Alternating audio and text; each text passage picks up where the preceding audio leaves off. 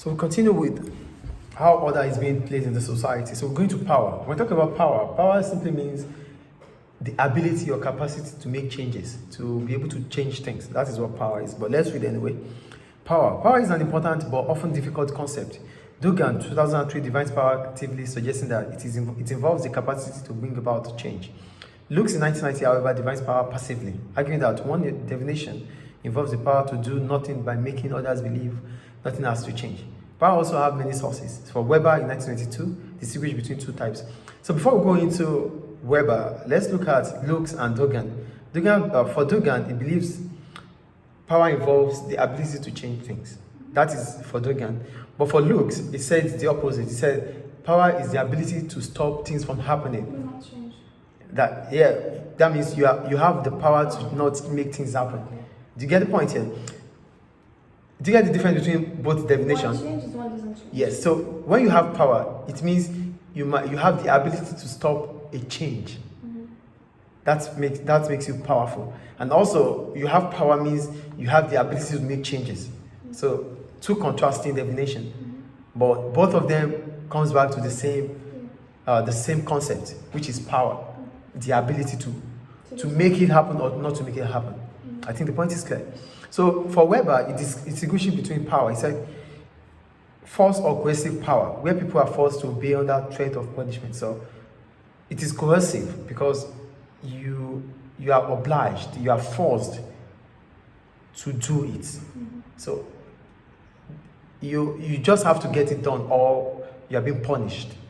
That's coercive power. Then we have the consensual power, where we have to think about it together. I heard it said, for consensual power, authority where people obey because they believe it's right to do so. So for consensual, it's just like the president says this, we have to accept it. But Mr. Latif says this, he is not the president. So, do you understand? For me to say it and make it happen, that means I might use coercive power. But because that is an individual here. But if I'm like the president or I'm someone in authority, so whatever I say will stand because you believe that it is right to do so. So that's the difference between the force and consensual power. Consensual power, we don't question it because we believe it is right for us to do based on the fact that it comes with authority. But for coercive, it means we have to force people to do it. Maybe because it doesn't come from authority. But we want them to get it done. Then we force them to do it. And if they don't want to do it, we threaten them with punishment. So do you understand? According to Weber, that's the two types of power. Authority or force. Is it clear?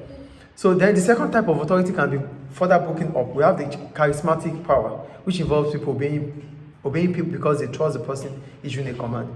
So when we talk about charismatic, it's based on who you are, based on your features, your characteristics, your status in the society. So we trust you.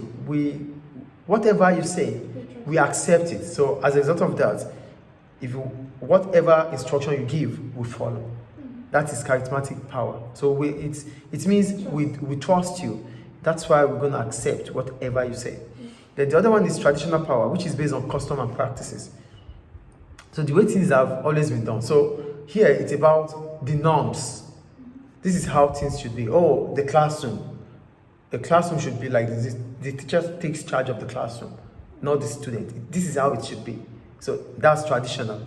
So I think you get the point there, right? Then we have the rational, which is legal. So for rational or legal power, which expresses the idea that people expect commands to be obeyed because they are positioned in an authority structure, gives them the right to demand control. So I'm still going to use the class here. It is for the students to obey the teachers because the authority is on the teacher to carry on with the students. So the teacher is supposed to teach them. And if he has to teach them, it means they have to listen. So I won't be out there calling you to listen to me. I don't have any business with you. But if I'm in that classroom, I have the authority to put you in order. So that is legal and it is rational because I have that authority to do. But outside the classroom, outside the school, it's not my business. And I wouldn't even tell you to keep quiet because it's not my business. So that is what rational is about. For charismatic, we accept you based on who you are, based on the trust we have for you. For traditional, based on the norms of the society or culture. And for rational or legal, it means we accept it because the law wants it to be accepted. I think it's clear.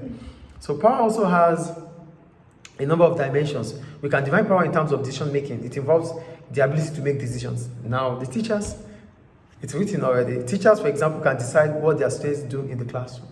Teachers can what? Decide what their students do in the classroom. So it's about not me coming up with that idea. It is written in the book. So I keep saying, whatever I do in the classroom, it's a reflection of what I have read in the past. And this is an evidence. So here they said, power also has a number of dimensions. We can define power in terms of decision making. It involves the ability to make decisions. So teachers, for example, can decide what their students do in the classroom.